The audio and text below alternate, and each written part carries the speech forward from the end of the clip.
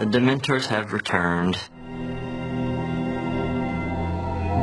We were bringing them back after the third film, Prisoner of Azkaban, so we had to incorporate some new ideas that David Yates had on how he wanted them to appear and act in the film. David, in this instance, wanted them to be more physical, and they seemed a little more spectral in the previous movie. And that gave us a big challenge there. We wanted to be able to see the bone through the cloth and actually see the wraps of cloth and actually understand that there's a skeleton underneath it. We had to make the tail longer. We had to change the cloth around. So they actually sent us physical maquettes of the Dementor with the redesigns on it.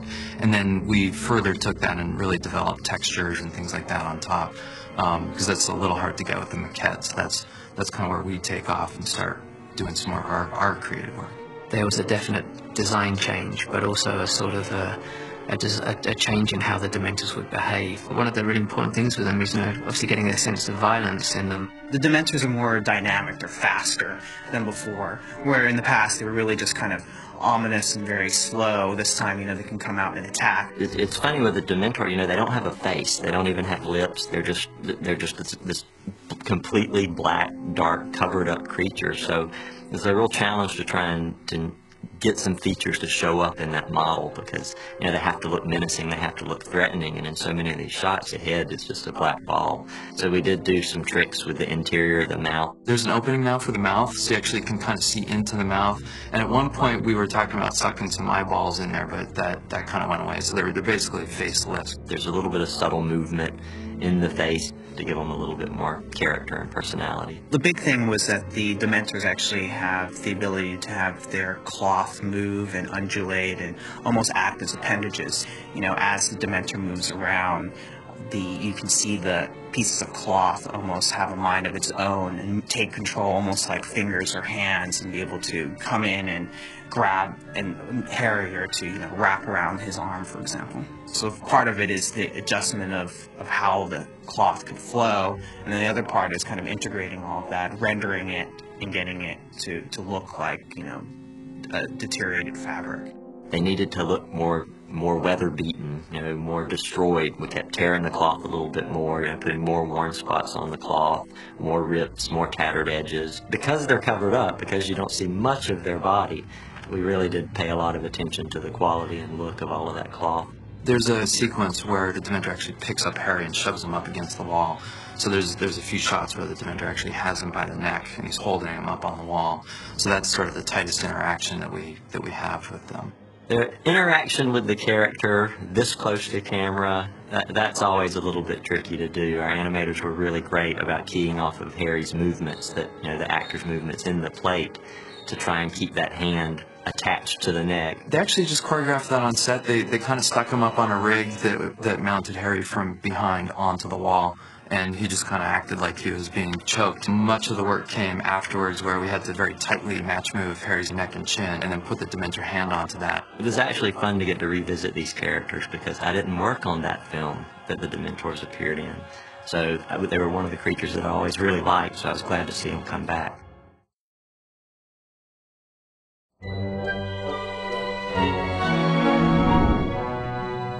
The Grenoble playset is fantastic.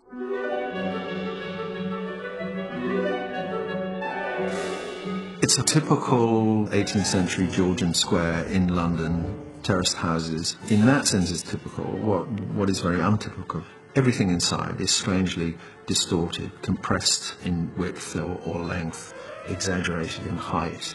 Well, the house is the ancestral home of Sirius Black, and he's hiding out here. What? Oh, hello for me. The whole feeling of it is of enclosure, and that's why Stuart designed the sets with very high ceilings, and lots of the windows are mirrored to give another effect of enclosure you can't see out.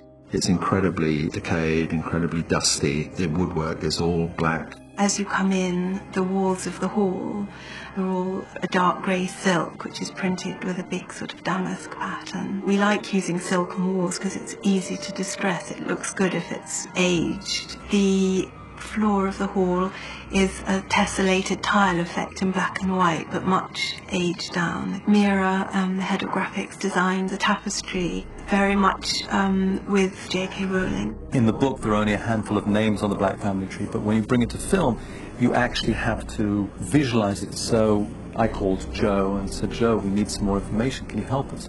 15 minutes later, she faxed down a copy of the Black Family Tree, which went back 4 or 5 generations, had 75, 100 names on it, and such is the depth of her knowledge that she's able to pull that out like that. And we had it painted on specially woven tapestry fabric, so it is all painted, and just small areas of it will be visual effects. My mother did that when I ran away. Charming woman. I was 16. For the kitchen, I've been collecting stuff for it over the months that I've been working on the film, mostly at auctions. The 2 big dresses behind me with the china was one way of giving the feeling of an old ancestral home, and otherwise sort of touches of wizardry like cauldrons hanging up from the ceiling. The bedroom is at the top of the house, also tall and narrow with mirrored windows. I wanted to accentuate the height by having striped fabrics there. I then found one bed in an auction. We made old lace pillowcases and dyed them a grubby grey. It's very gloomy and very, very strange. Not the room you'd like to spend the night in. It's just got the most amazing atmosphere, and it's brilliant. It's so cool. I'd love to live there if we could take like the skulls out of it.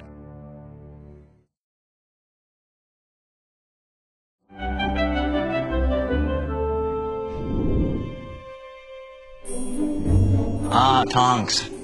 How do we get a duckbill and a pig snout onto this lovely lady's face? We start by shooting the plate or the shot clean, and she's got these little dots all over her face. Those dots are there so that we can track our CG or computer-generated model onto it.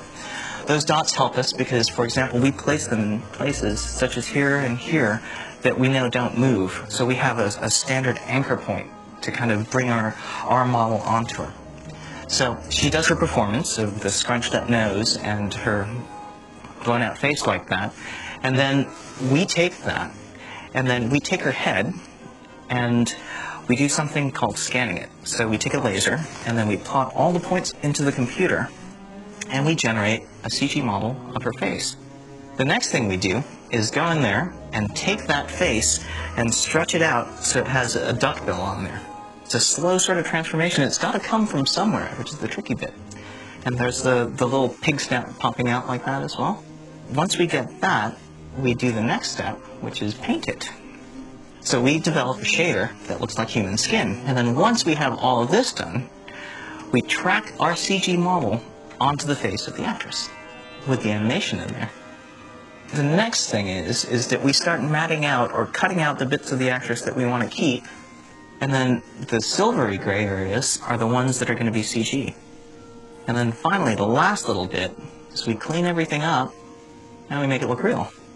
It's a fun little shot. It's one of our faves. It's absolutely great.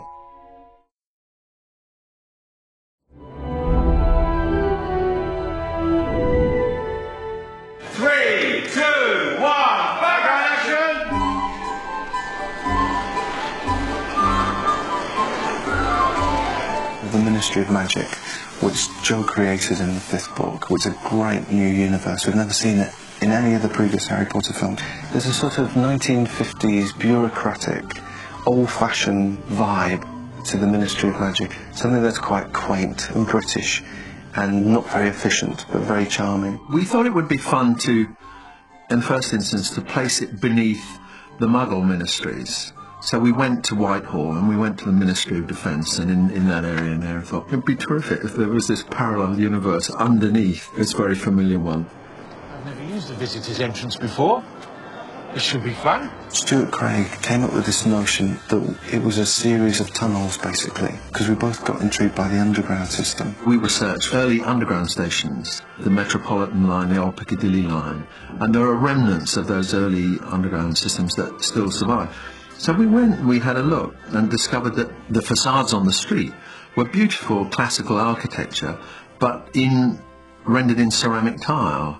And then as we went inside, there were remnants also of this Victorian ceramic tile, but all with this incredible classical decoration. So that was Stuart's inspiration for the Ministry of Magic. All these reflective tiles, all these odd little shapes, round circular shapes.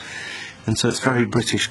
So that's why it kind of chimes, I think. This set is actually, I would say that in the last 6 years, this is the best set we've had. So we literally built this, kind of mini city underground. I mean, we built a little bit of it physically and then extended it endlessly with computer-generated extensions. This is the original plate with green screens inserted, where we're going to have to then take this and extend it outwards and upwards. You're trying to create something that is actually not there in reality. The whole part of the set is for real. Up to about here is real. That's all real, and beyond there is CG. And the other side of the atrium, we've got a whole extension. So our extension spreads up from here. These top two offices are done within the computer. This arch and everything beyond it is done in the computer. You've got the big golden wizard in the distance, and the repeating offices all the way back. These offices go all the way up, these big columns, and it's basically the classic sort of repeat English office where everybody's just stamping memos and typing on old typewriters, and just the business of wizarding going on endlessly.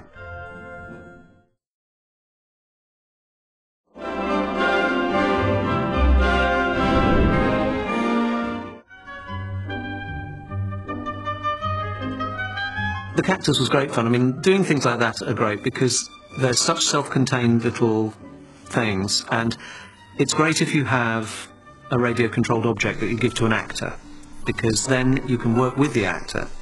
You know, Matt was great at getting the hang of what this thing could do and playing off it, because it's a stage prop. And we built this cactus, and we wanted it to sort of be able to suddenly turn around and look aggressive, or snuggle into him and look pathetic, or whatever it had to be. It also had to be able to swell slightly because it had to be able to explode, you know, to throw pus about the room. And so not only did we have the cactus, we had the shriveled cactus, which looked very sad and shook, which was a sort of flaccid, horrible thing, for after it had exploded. That kind of thing in the middle of a very long shoot is a fun, entertaining thing to make. I don't know why, but there's something stupid and hysterical about a cactus that's looking at you.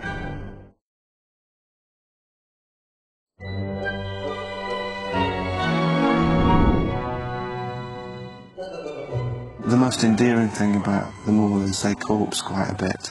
And by corpsing, what I mean is they just get the giggles. The funniest things are when Rupert starts corpsing, because he's less prone to it now than he was when he was younger, but there are times where he just can't help it. I've got a real problem this year, actually. Worse than any. I mean, I was prepared on the second film, and Chris Columbus had to take me aside and sort of give me a few words.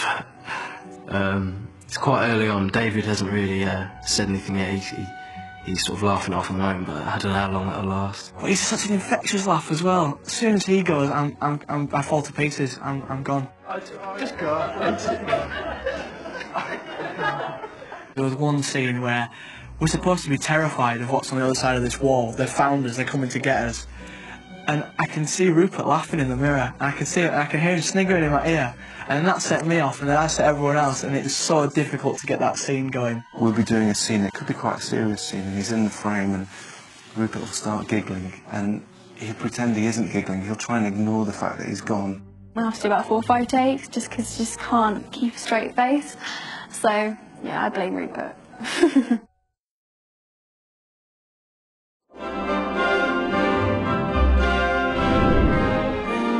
The magical paper swallow is essentially a piece of magical origami which comes to life and flies around the room, and is then savagely dispatched by Umbridge when she makes her entrance into the classroom. Good morning, children. The basic idea behind this was that the swallow would evolve throughout the shot, that it would start as a simple paper aeroplane, develop quite complex features, and then get better and better at flying and become more and more subtle and beautiful in its movements. What was actually shot is just a little piece of paper dangling from a string. And this gives the actors something to actually look at, so they're not all just staring into different places in space. And we had to work out how to turn this into a digital model that could also animate. And then once you've done that, you're back into the process of lighting and rendering and shading and texturing, giving it all of the things that make it feel real. If you look at this very, very close up, you can see that it's made from proper Hogwarts exercise paper, complete with lines and margins and everything. It has little folds and creases that suggest that it's been folded by somebody's hands or fingers. And then finally, you set fire to the thing. And that's quite a complex piece of visual effects animation. And we shot references of burning paper, of embers and ashes and little sparks and things. And a very subtle amount of smoke is added as well. So it's a beautiful little self-contained shot.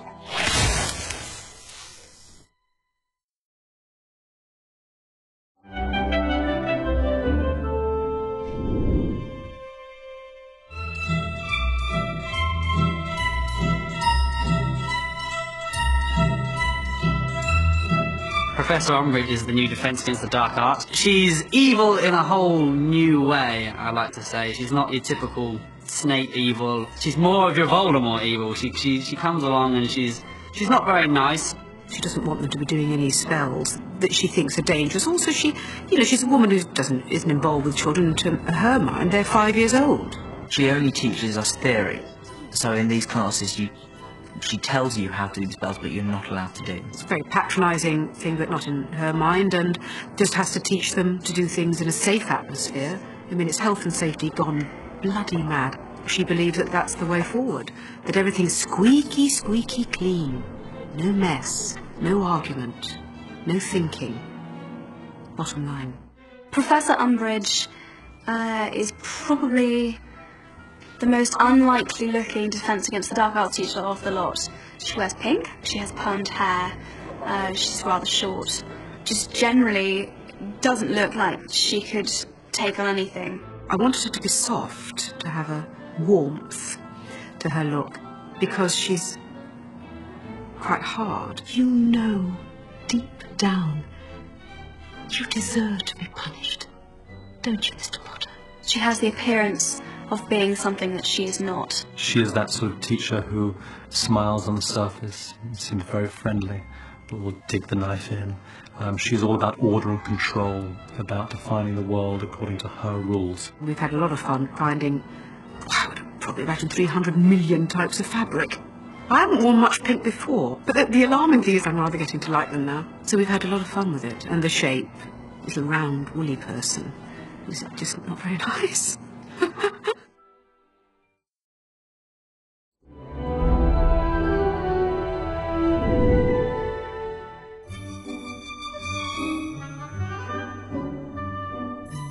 As you can see here, there's a lot of pink and a lot of plates with pussycats on them.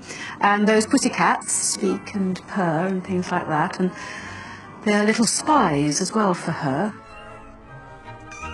She has lots of collector's plates with pictures of cats on them, the sort of thing you might see in somebody's home. But of course, this being the magical world of Harry Potter, there are moving pictures of cats. And the cats convey part of Umbridge's personality. We started with a bit of blue or green paint. Then we shot film of cats on a separate stage, doing various different things. We had a fantastic session with the second unit filming kittens dressed in cardigans, jackets, hats, in all sorts of situations which will be played onto the plates. So we would receive these big charts showing which cat went exactly where, and they all have different personalities and they all do different kinds of things. The cat's performances, which you'd think that wouldn't be an issue, but it was quite a challenge to make sure you pick just the right bit of footage of the cat to go into the shot at the right time.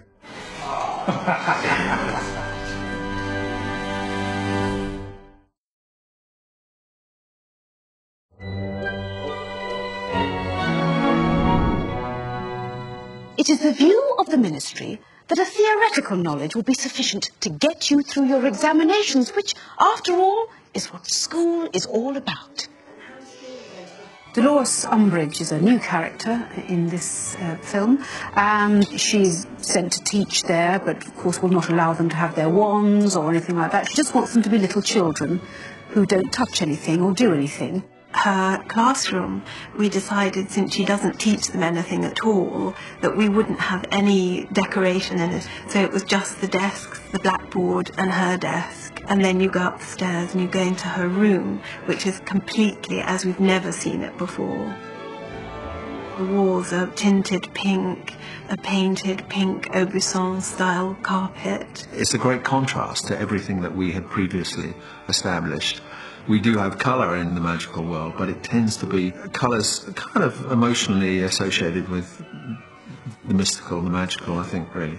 So it's brilliant that Rowling's choice for her is this strident sort of pastel pink. There was much discussion about the precise shade of pink and much testing of how it would photograph. We just took it, I hope, to a theatrical extreme. It isn't just the plates. There's a fantastic amount of lace.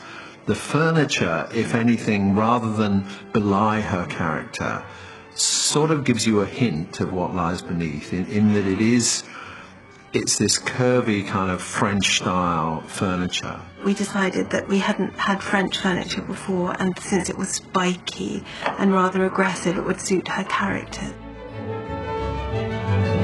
It was, as you can imagine, a lot of preparation, a lot of discussion, a lot of thought in that one set.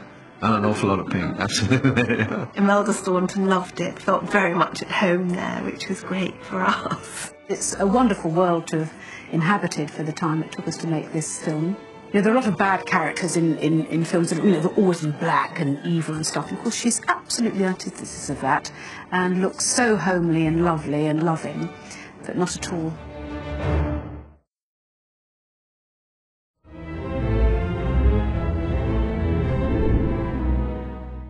The Thestral sort of began life in the art department in London, the Creature Shop. They mocked up the design, built a maquette, even a full-size version. And for us, it was really trying to figure out their sort of character and personality. And for Thestrals, you know, even though their appearance is sort of horrific in a way, in reality they're a very sort of graceful and majestic, powerful and proud creature.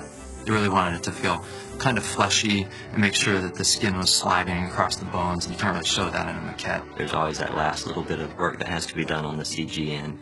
With this Thestral, it was basically a living skeleton, and most animals, by the time they get into that shape, aren't walking around, certainly not flying around, so we had to be a little more creative with our reference. For the form of the Thestral and guiding us on what the bone structures and muscles should be doing, we mostly used horses.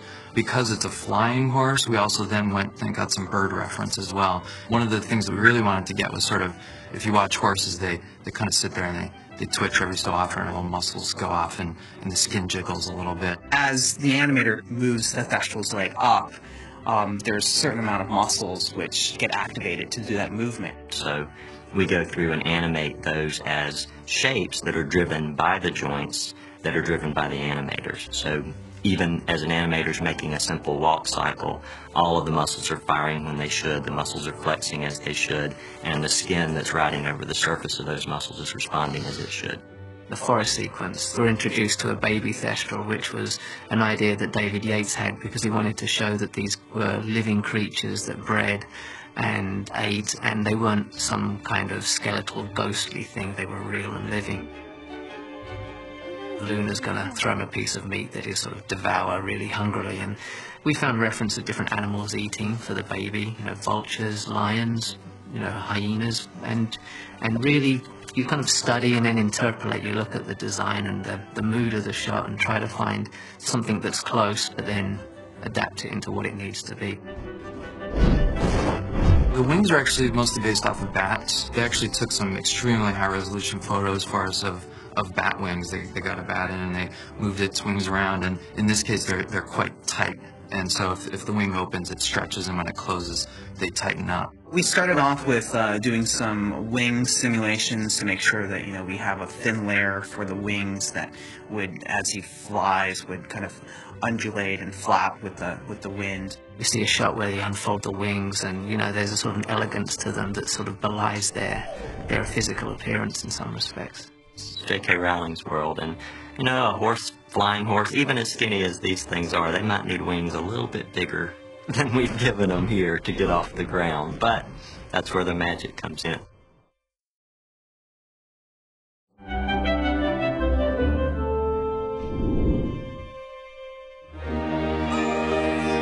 Since we're in the Hogshead pub, we have an animatronic Hogshead. Originally, David said to us that they wanted to have 3 wolf's heads in the tavern, and could I quote on them? And then they said they'd probably CG them. And then somebody decided, because it was called the Hog's Head, that there wasn't any point in having wolf's heads in there, and shouldn't there be a Hog's Head? But don't worry about it, it'll be CG. But we do want you to sculpt one, because we want a static one. So we sculpted it, and then it became sort of rather obvious, I felt, that since we sculpted it, and since this thing is mounted on the wall, and has actually a very limited range of movements anyway, why on earth were we spending money CGing it when we could actually just build it? And in fact, we built it. It's an animatronic built into the wall, operated by guys behind the wall, with some radio control doing the eyes, and David loved it. Lovely spot.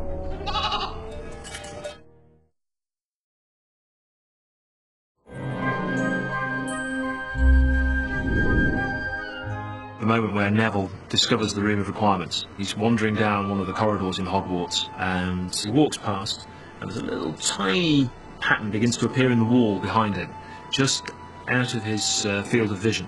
But he can tell that something's happening, and as he turns round, the door begins to reveal itself. This shot went through quite a number of different design stages. We had various ideas with lots of light spilling out of the wall. We had ideas where the blocks were rotating around to reveal the door was hidden on the rear side of the blocks of stone. But quite late on, we came up with this idea of the door carving itself into the walls. And so it progressively reveals itself as a relief pattern. And we added things like dust falls falling off it. And then eventually the final layer of dust is blown away to reveal the underlying texture of the door. The door sinks back into the wall, revealing its archway, and then swings open and admits Neville to the Room of Requirements. You've done it, Neville. You found the Room of Requirement. On the day, it's just a blue screen. So we have to remove that blue. We have to restore back the wall so that there's nothing there, that it's just a flat wall to begin with. And then we have to progressively reveal our magical door. You feel like there's some mechanism at work, but it's a magical mechanism. But at the same time, it's very much part of the fabric of the whole universe. It doesn't just pop out and grandstand.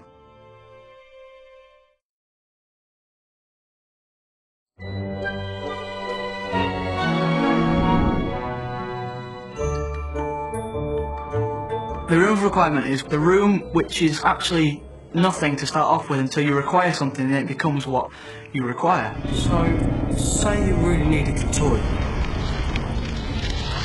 Charming, Ronald. Joe describes it as having cushions and books, and so we have given it a kind of neutral state, and its neutral empty state when they first find it is that it is mirrored, and that seemed exciting photographically, but also appropriate in that it kind of reflected you and your need back to yourself. But it is a very, very difficult set to photograph and to light. Stuart's idea was to put the mirrors all around the room, and very quickly we realized, that there are no way to avoid reflections. So we had weeks and weeks of meetings about how practical it was to shoot in this environment. So we kind of figured out a way of how we could achieve it. And with CG and visual effects, we're able to take out the reflections that we see. And we went for this very reflective, unusual, magical design, which just feels quite beautiful. Okay. It was just stifling heat, and it was quite good though, because we were in there doing all this stuff that was supposed to be really physical, like we've been training and working for hours, which was great, because by the time they cut to us, we were all out of breath and sweating anyway, so it sort of worked in it, maybe it was intentional. It just looks like there should be a fight going on in there, some sort of underground fight club in Hogwarts. It's a really, really atmospheric set, and the lighting has to be perfect. We invented this underfloor lighting system where he could actually light from underneath grills on the floor, and that lighting is not perceptible at all. It was for a time in that it lit, in a rather unfortunate way, the soles of people's shoes. So we covered the soles of their shoes with black velvet. The only annoying thing is the floor is it's like a special material, so you keep having to wear these sort of blue shoe covers, and that was a bit of a hassle. So professional getting shoes on. Because every time you went in there, if you didn't have the things on your feet, you'd leave footmarks everywhere, and it wouldn't feel magical anymore. It just felt like you walked all over the floor.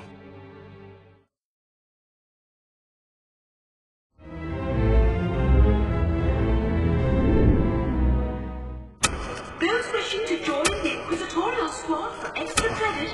They signed up at the High Inquisitor's office. The Inquisitorial Squad had a mission to find out what exactly the goody-goodies have been up to. They have started their own army, as they named it themselves, and it is up to me and my various squad to find out where exactly this is all taking place and what's happening to do with it, really.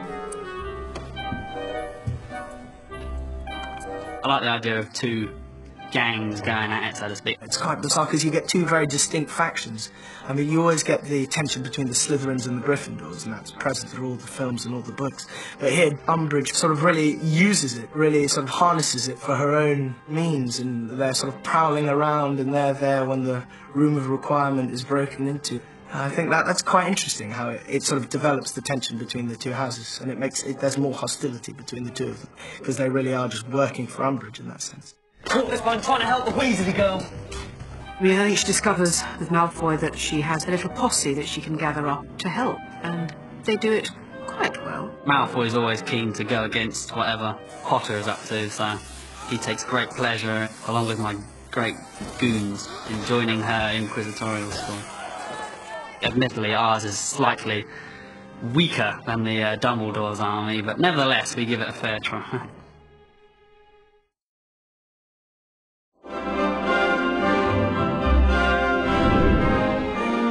Everybody's talking about the kiss. The kiss. Kiss. The kiss was quite, you know, it was fun. It was a great scene. I really enjoyed it. I was so nervous before. I think Daniel was as well. Because we were both nervous, and we both knew we were nervous, it made it a lot easier, if you know what I mean, because we both knew how we felt and we were both a bit embarrassed. You just let yourselves go completely relaxed. I made sure that the set was closed and there was minimal people inside, and they sort of dimmed the lights. I don't know if it was so it would be less intimidating or if it was going to be more romantic. I think my glasses here. Sorry. It's quite a clinical sort of thing, because you'd sort of be in the kissing position and someone would say, Dan, move to your right. All right. And you sort of do that. And it's just a very odd thing to do. When I say now, you just start to kiss on the other side. So you'll just swivel around. Yeah? I mean, it would be a nightmare if you're actually kissing someone and someone said, move to your left. It would be bizarre. Roll camera, please. It was a bit awkward at the beginning, but, you know, the more we did it, the more we just got used to it, and it was fine. It's fine now. I know, it's cool now, and it's like really cool. It's a very odd thing to watch, because it's kind of like watching your own children, but it's not. But you still feel a great sort of paternal instinct. Good night to Dan and Katie. Well done, guys. Much of the crew has been on the film since Dan was 10, 11 years old, and to see him now going through this romantic moment was rather beautiful and wonderful, but at the same time you felt like you shouldn't be in the room watching. That's a huge moment, actually. I think that a lot of girls especially will be waiting for that moment. It was actually great. It was really, really cool. And I'm sure, you know, anyone who's seen the film will agree that Katie's quite beautiful. So I felt very privileged, really. I'll not kiss you enough today, but I feel that's a... Daniel is a very good kisser. Thank God. Oh, well, and we've done it now. It's done. There we go.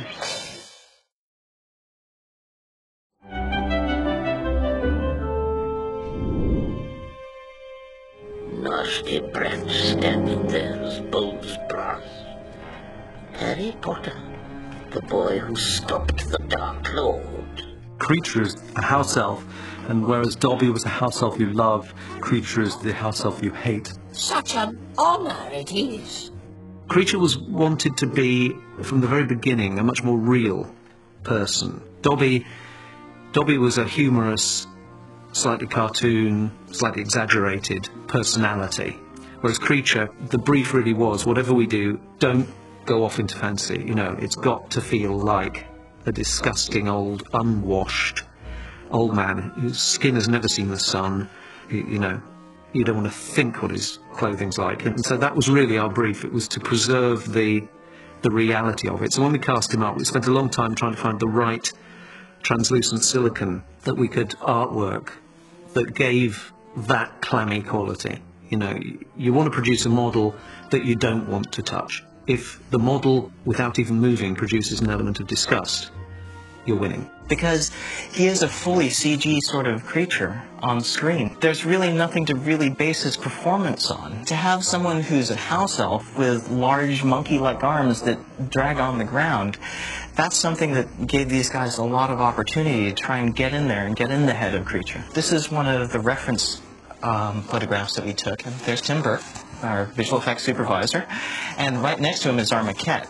So we use this maquette as a lineup, so the camera crew has something that they can line up their camera to. And also the actors are standing on the sides going, oh, that's where his head is, and that's how they can match their eye lines. The other thing that we do, we've got to take our CG model, make it move, which is animated, and then put it into the scene. We also have to light it. So the advantage of having the maquette there on set is that we're able to see and look and go, oh, that's where the light's coming from, so we can match the same lighting as on the set. We also do other things, for example, Creature's little tunic there. And it seems kind of silly, but we walk around and we have it moving and we capture it on camera as well.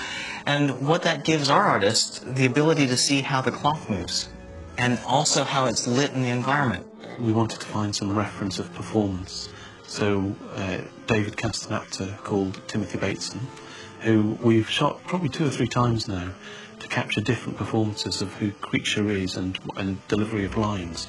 Because Creature has dialogue, we wanted to capture some facial reference of how those lines were delivered.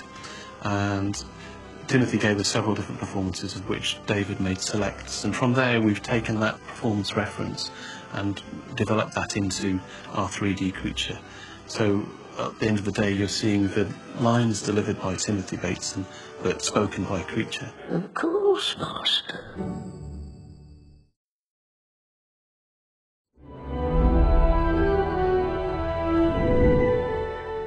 Well, Azkaban is in the middle of the North Sea. We had a notion early on that it would be really interesting to literally have this kind of jutting piece of rock on a waterfall, and we researched and got pictures of all the world's famous waterfalls, Iguazu and Victoria Falls, and made a composite image of Azkaban perched on this rock on the edge of a waterfall. And then for a while we played with that and tried to justify the waterfall. Well, how can a waterfall exist in the middle of the North Sea? Well, it could be a kind of sinkhole. It could be a circular hole. This sequence is actually quite small for us. There's only about 4 or 5 shots in the sequence. I mean, we had seconds, really, to establish this. And that was all thought to be too complicated. The final design is just ended with, it's basically kind of a man-made island out in the middle of the ocean. There's no real indication as to exactly where it is. And we took the architecture, which is a triangle. It's a very, very strong, fortified shape, like the Pentagon, but 3-sided, but much more huge and forbidding and aggressive and so on. So we took that very strong shape and set it on an outcrop rock. It's kind of a pyramidal base out in the water so that, there's big waves crashing into the side of it. I think the biggest waves ever recorded are probably some 70, 80 feet high. Well, our waves are 250 feet high, so it's the germ of a good idea, exaggerated and exaggerated.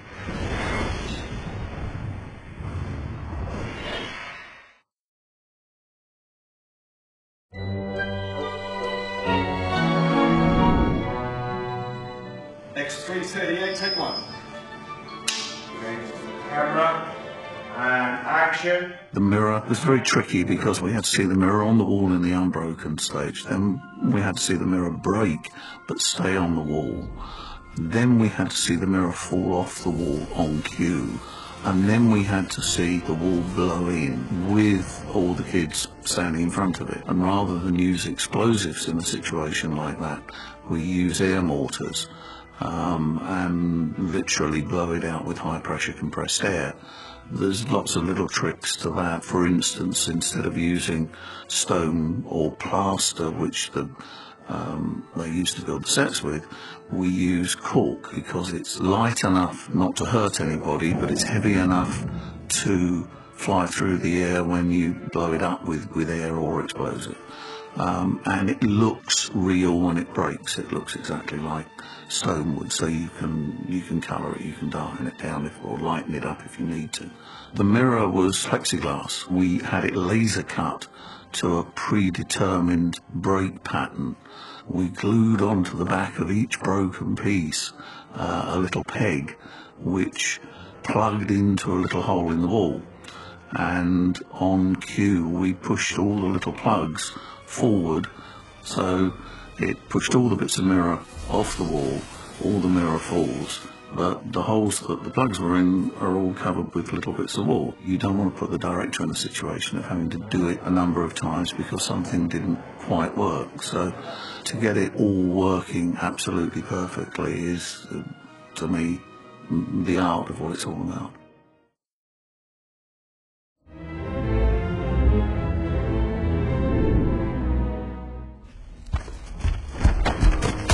Well, he's an obvious challenge because he is 16 feet tall, and there aren't very many people around that we can find that are 16 feet tall and connect. He's a very difficult character to realise. In the very beginning, we shot live-action actor Tony Maudsley, and we motion captured his performance. Capturing a performance involves placing markers all over an actor's body. And cameras pick up those markers, and sensors figure out where those markers are in three-dimensional space. That's captured by a computer software package and translated onto a skeletal rig in the computer and replicates that actor's motion in 3D space inside a computer. The director saw Tony's performance, loved the spirit of it, but pretty much told us not to be slaves to that actual data and to go ahead and use the spirit of it and build on that to see where we could go. Robbie, that is not polite. There's this really hilarious scene where Gorp picks Hermione up. We have bits of Gorp made out of foam rubber, which we can put onto armatures and stands, and the actors can interact with that. On set, Rupert ran up with a stick, but instead of hitting Gorp's leg, he's hitting a giant blue polyurethane version of Gorp's leg. That gives him something to actually see and actually hit. And also, it's a guide for us, because we know where Gorp's leg is meant to be. That's one of my favourite scenes so far, actually, because I get to do a little stunt. Ron feels a bit, he wants to be the hero sort of thing, and tries to beat up the giant. So he grabs his leg and I get kicked off, which is my little stunt. And there's Ron in vain on the floor trying to save her. It's pretty sweet. It's a really sweet scene.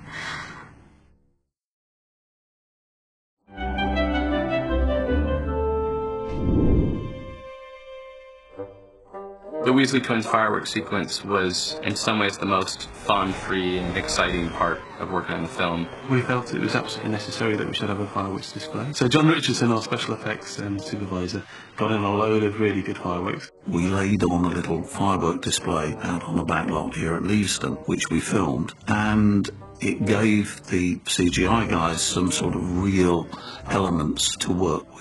We'd have the fireworks themselves as a reference, and then we'd try and copy what a real firework is actually doing, so its kind of speed, how much it spreads, the pattern changes that happen at the time. And then we'd have those as particular fireworks that we could place. We ended up with a library of fireworks that we could lay out in each shot. As things went along, the fireworks became more like characters, and so there became more of a magical component, and that fireworks started to do things that in our research we found fireworks can't do. So they last longer, or they may fly in ways that normal fireworks couldn't or shouldn't. But in grounding ourselves in the firm basis of real fireworks, we didn't stray so far that the audience will question too much what they're seeing. 3, 2, 1, go! The on-set shooting crews and actors had to know what was coming, how to respond. I felt it was quite important to have a lot of lighting in that set that would correspond with the fireworks that we were going to add later. A certain selection of lights would be going off, hitting blue, yellow, red, orange. So we did a lot of pre-planning with how the lighting design worked. And that was really useful. It helped the actors immensely, I think, just to feel that something magical was happening. The scene up here is where Umbridge is confronting her first magical Weasley firework. We actually called this the magical firework because it's very much character driven. It actually hangs in front of her face. The next key shot in the fireworks sequence is when the Weasley twins themselves enter. The roof was completely set lighting up there, and we had to take all the set lighting off and replace it with a CG roof extension. We had to work with the look of the magic ceiling, but initially we were quite worried about the fireworks not looking so impressive over a bright sky, so we came up with the idea when the fireworks go off, the ceiling that's actually there is lit and the magic ceiling goes away. So this was the shot we used to suddenly pull the curtain up, pull the wooden sky in, and darken the whole room down, because we now need to go into kind of a darker fireworks show atmosphere. So one of the last big moments within the Great Hall is the fireworks dragon, loosely based on a Chinese New Year's dragon in both its motion and sort of the crazy features on its face. There's nothing better than having a well-directed, edited sequence to go put your work in, because once you see it in a good movie, it's all good.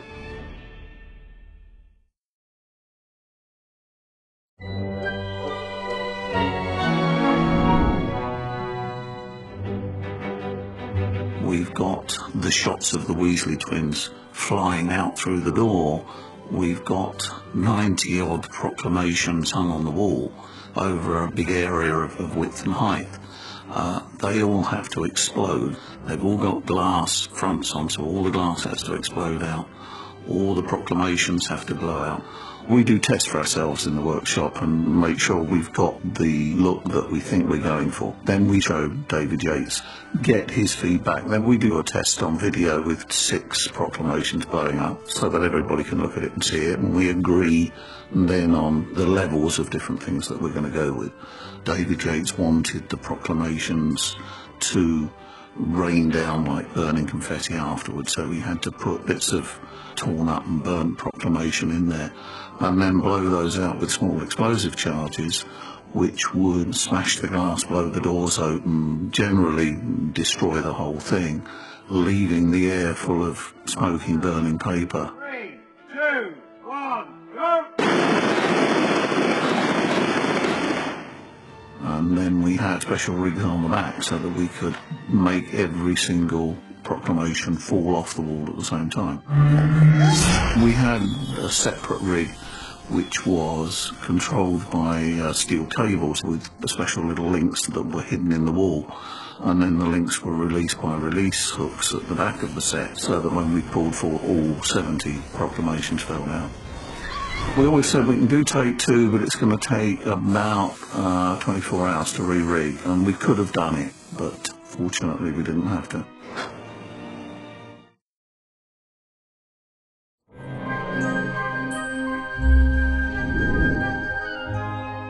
These are slightly different centaurs than you've seen before. We wanted to make them feel very real and organic and not like a fantasy creature, but like a creature that could exist. On Harry Potter 1, the concept of the centaur was slightly different. On this one, David Yates felt that he wanted to bring a more realistic idea of where these creatures come from. So they would have primitive weaponry, primitive tools. They would be simple but very intelligent creatures. The reason why they're so complicated, or there's so much going on in them, is that you've got a human body on top of a horse. And at face value, it seems really simple, but if you think about from a CG point of view, there's so many different parts that need to go into it before it starts to look real. The art department created a series of maquettes, or sculptures. The first thing that we do is take a scan of the actual maquette, and then our modeler will go in there and create a life-size version of that on the computer. And then we take it to the next stage, which is painting it. And it's kind of like a model kit. We start putting all the lovely details, such as the veins, all the coloration in there, and then once we are happy with that, we take it to the next step, which is putting hair on there. It's given all those little touches of realism.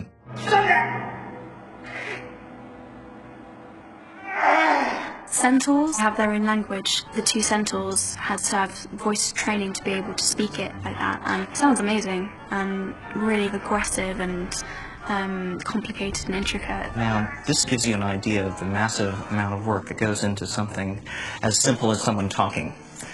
Right here on the screen, we have a series of shapes, and we call them blend shapes. And in total, for all of the centaurs, we have hundreds of blend shapes. So each one of these facial expressions, in other words, if you take your face and you go, ooh, ah, ooh, whenever you do that, by default, when you're talking to someone, you're naturally doing that. Obviously, we've got to replicate that on the computer. So we have a very talented modeler who's sat there and gone through these blend shapes, or key shapes, and sculpted each one of them. So the next step is that we build a tool that our animators can use that enables them to dial the performance in. This is the animation tool that they use to drive the facial expressions on our centaur. At the end of the day, it's always good to base our work on reality. So there were two actors, and this one in particular, which was playing Bane, did a performance of some of the lines that he has in the movie. And these little dots on his face are what we use to track and be able to see the fine, minute detail, or the small little subtleties. So based on his performance, we turn around and we go in there and match it to give the same sort of feeling that the actor had on set. The good thing about something like this is the director gets to go in there and work with the actors to get the performance that he wants. We capture it all on video cameras and turn around and mimic that in the computer. And the other tricky thing is that it's a human face. Right here you can see his nose and all of that. But if you look at the centaur itself, for example, it has an elongated nose, which is definitely more equine than it is human. It's translating that performance from a human into a horsey sort of face is the tricky bit.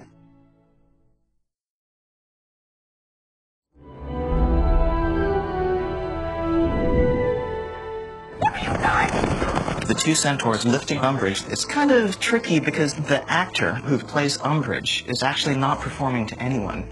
She's in a harness in a green screen studio. 3, 2, 1, action. But even before we get to Umbridge, we've got to do all of this back work. If you actually look at the shot, first of all, what we've got to do, there's a phase in the process called pre-visualization, or previs for short. What that means is that we block out the shot, so we rough out the animation.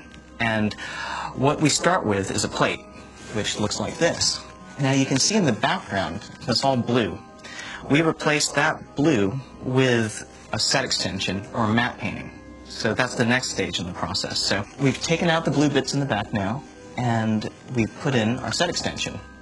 The next phase after that is our animation team goes in there and starts to block out the animation of the two centaurs on either side of Umbridge lifting her up and carrying her off. Now, it looks crude at the time, but the reason it looks that way is that we've got to do this quickly.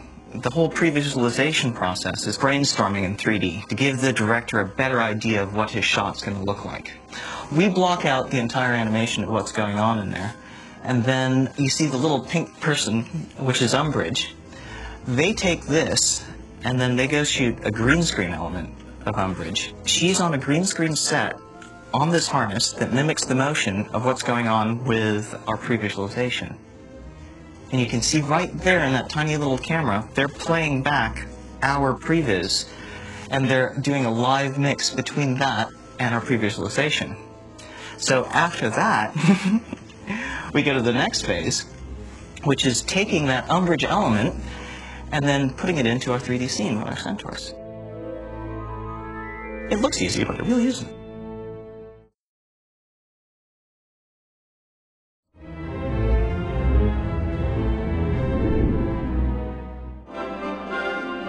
The Thestral flight goes from the forest outside of Hogwarts to London. This was kind of one of the most trickier aspects because we have to design a sequence that's eventually going to drive helicopter plates shot in Scotland and a blue screen shoot of the actors. It takes a lot of forethought. We have to do previs so that you can then put an actor onto something like a Thestral and have it be believable and not have it be flat. While we're designing the sequence in terms of the shot design, we were also working on development of the Thestral's motion to figure out how fast they fly, how they flap their wings, and there were animation tests of the Thestral walking to show the gait and the speed. And then those two come together, so the director and the team over there have a really sort of clear picture of this is the kind of motion that the characters will have in those shots when everything comes together. First round of animatic animation was bought off by the director, at which point the animation was transferred back onto a motion control rig, and that rig was put onto stage and the actors would get on it and it would be filmed with them.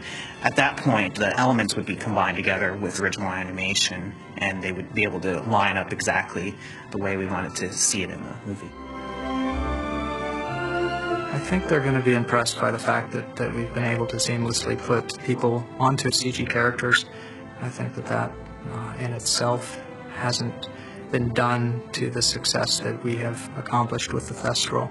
I mean, you see Harry and Luna riding the Thestral and you truly believe that they're riding it.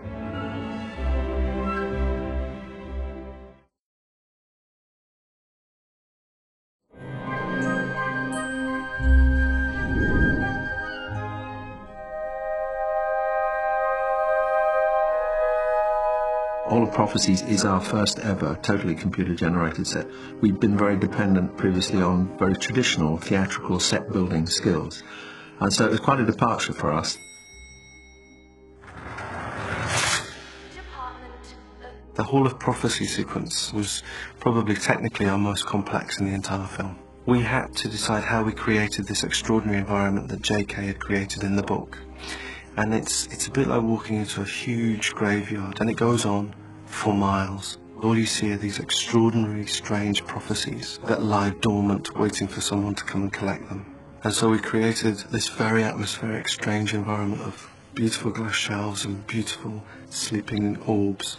And what's fantastic about it is it allows you to get great depth and incredible detail.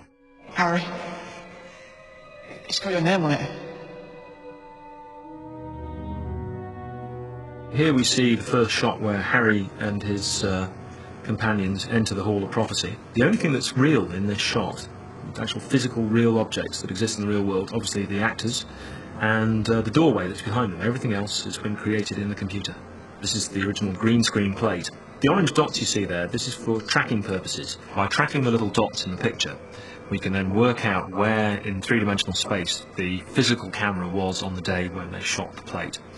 Then this can be translated into the computer software so we can make a virtual model of the camera, and it moves exactly the same way as the real camera did. And then we put that inside our 3D scene and the two things lock together. What you see here is an early layout of the Hall of Prophecy.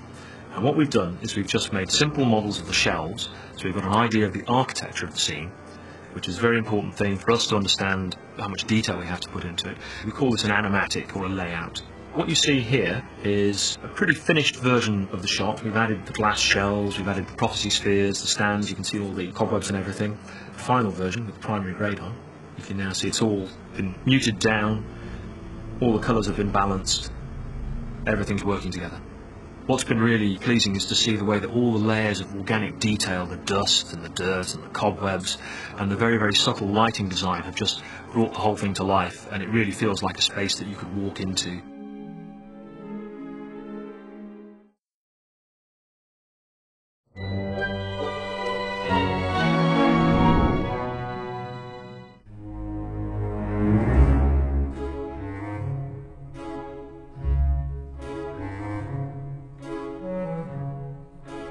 We have a big wand battle. This is the time that you get to see some Olympic level ninja wandage.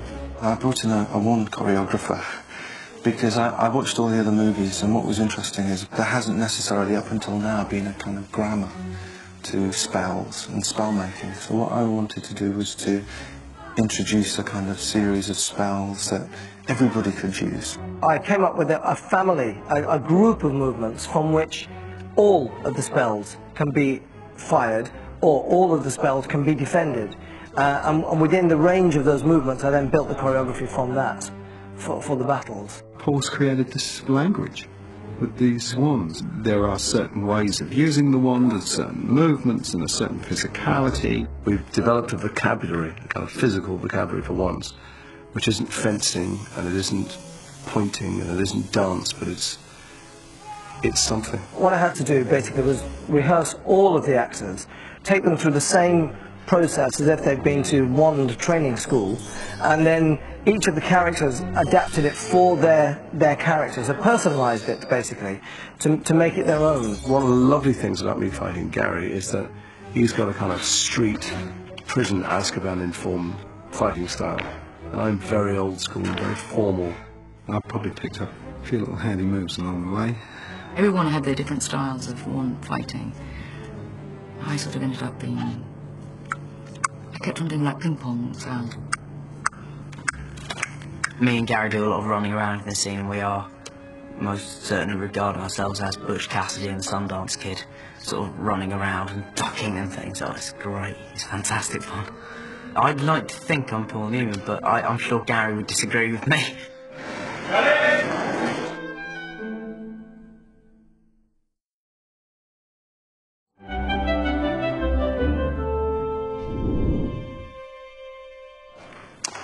And action!